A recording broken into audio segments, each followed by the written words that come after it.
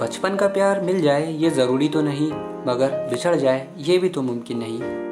हम दोनों बचपन से ही घर के आसपास रहा करते थे। वो मेरी पड़ोसी थी, इसीलिए हम साथ में ही खेला करते थे। पूरा दिन एक दूसरे के घर पर मस्ती काटा करते थे। हम दोनों साथ में ही पले बड़े थे, इसीलिए घर वालों ने एडमिशन भी साथ ही कराया था। स्कूल में हम दोनों एक साथ ही बैठा करते थे। हम शैतानी के साथ साथ पढ़ाई भी एक साथ ही करा करते थे।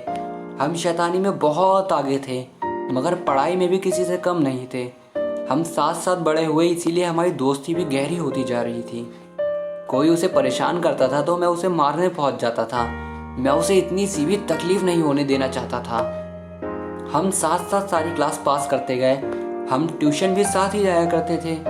जिस दिन वो नहीं जाती थी उस दिन मेरा भी जाने का मन नहीं करता था। अब हम 10th भी पास कर चुके थे। वो मुझे बेस्ट फ्रेंड बोलती थी, मगर मैं उसके बेस्ट फ्रेंड को बॉयफ्रेंड करना चाहता था।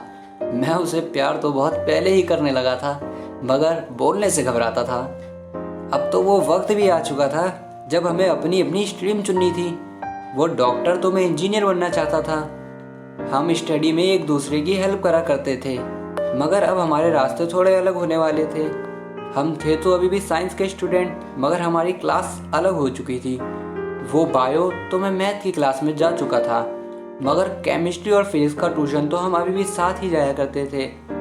एक ट्यूशन अलग हो चुका था। अब हमारा इसी बीच 12th भी हो चुका था, मगर अब हमारे रास्ते पूरी तरह अलग होने वाले थे। वो MBBS करने आगरा तो मैं BTech करने के लिए दिल्ली जाने वाला था।